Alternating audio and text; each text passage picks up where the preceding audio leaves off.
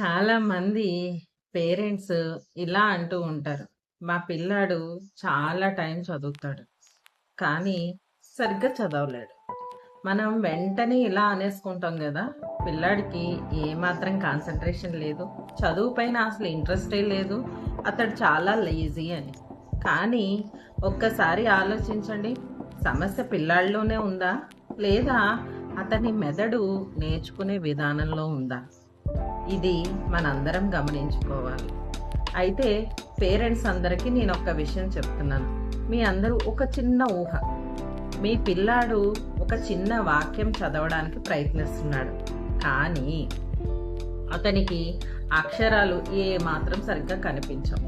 కొన్ని అక్షరాలు అటు నుండి ఇటు మారిపోతాయి. కొన్ని అక్షరాలు తలకిందులుగా కనిపిస్తాయి. పదాలు గందరగోళంగా కనిపిస్తాయి. అప్పుడు అతడు నెమ్మదిగా ఇలా నమ్మడం, ఇలా అనుకోవడం కూడా మొదలు పెడతాడు. నాకు చదువు రాదు, నేను ఏ మాత్రం తెలివైన వాడిని కానే కాదు అని. దీన్నే డిస్లెక్సియా అంటారు. అవునండి, డిస్లెక్సియా. డిస్లెక్సియా అంటే చదవడం, రాయడం, మళ్ళీ స్పెల్లింగ్లో వచ్చే ఒక లెర్నింగ్ డిఫికల్టీ మాత్రమే. ఇది పెద్ద వ్యాధేం కాదు. కానీ ముఖ్యంగా గుర్తించుకోవాల్సిన విషయం ఏంటంటే, డిస్లెక్సియా ఉన్న పిల్లలు ఏ మాత్రం తెలివి తక్కువ వారు కాదు. చాలా మంది డిస్లెక్సియా ఉన్న పిల్లలు చాలా క్రియేటివ్గా, తెలివిగా కూడా ఉంటారు. మరి ఇక్కడ పేరెంట్స్ గమనించాల్సిన లక్షణాలు ఏంటో చెప్పనా? వాళ్ళకి అక్షరాలు గందరగోళం కనిపిస్తాయి. కొన్ని అక్షరాలు పిల్లలకి గందరగోళంగా ఎలా ఉంటాయంటే, ఫర్ ఎగ్జాంపుల్ స్మాల్ బి రాస్తే డి గాను, పి రాస్తే క్యూ గాను ఇలా తరచుగా మారిపోతూ ఉంటాయి. అంతేకాకుండా వాళ్ళకి పదాలు చదవడం చాలా టైం తీసుకుంటుంది. ఇతర పిల్లలు ఒక వాక్యం వెంటనే చదివేస్తారు.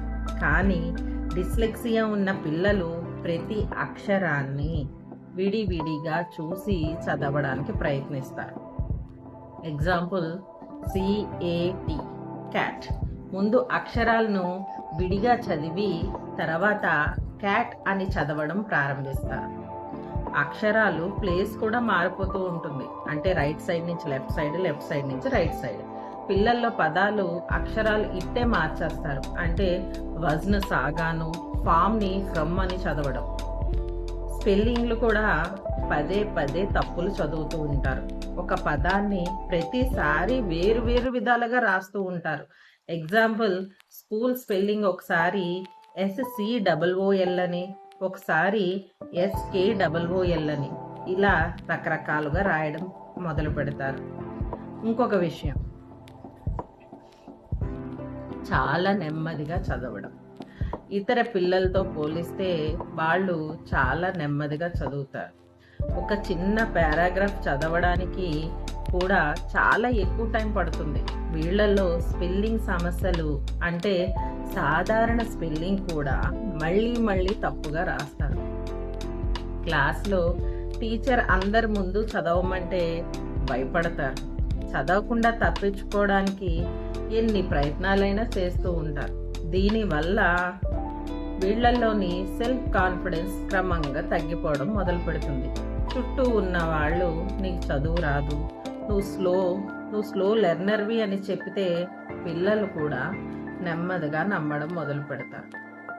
నేను బలహీనున్నని నమ్మడం మొదలు పెడతారు.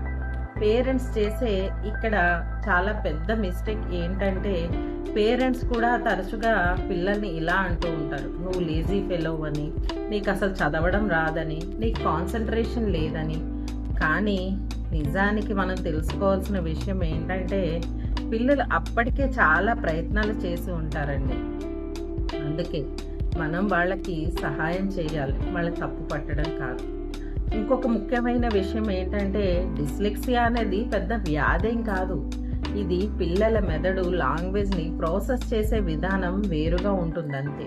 అందుకే వాళ్ళ చదవడంలో కొంచెం కష్టపడుతూ ఉంటారు. మరి దీనికోసం పేరెంట్స్ ఏం చేయాలి అని అడుగుతారా? అయితే అది కూడా వినండి. పేరెంట్స్ ముందుగా అబ్జర్వ్ చేయాలి. పిల్లలు చదవడంలో కష్టపడుతున్నారా, ఇబ్బంది పడుతున్నారా అనేది అబ్జర్వ్ చేయండి. టీచర్లతో అవసరమైతే డిస్కస్ చేయండి. అవసరమైతే ఎడ్యుకేషనల్ సైకాలజిస్ట్ని ఒకసారి సంప్రదించండి. ముందుగా పిల్లల్ని తిట్టడం ఆపండి, వాళ్ళని ఎంకరేజ్ చేయండి. మీకు ఒక ఎమోషనల్ థాట్ చెప్పనా? మీరు 100 సార్లు ప్రయత్నించినా ఏదైనా ఒక పని చేయలేకపోతే మీకు ఎలా అనిపిస్తుంది? పిల్లలు కూడా అదే ఫీలింగ్తో ఉంటారండి.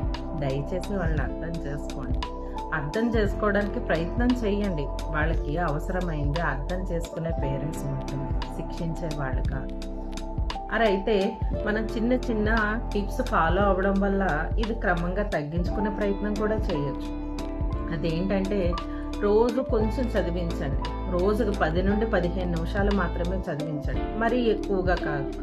అక్షరాలని ఆటలా నేర్పించడం మొదలు పెట్టండి. కార్డ్స్, డ్రాయింగ్స్, గేమ్స్ ఉపయోగించి నేర్పించడం వల్ల వాళ్ళకి ఇంట్రెస్ట్ కూడా పెరుగుతుంది. తప్పులు చేస్తే ముందుగా తిట్టడం ఆపండి.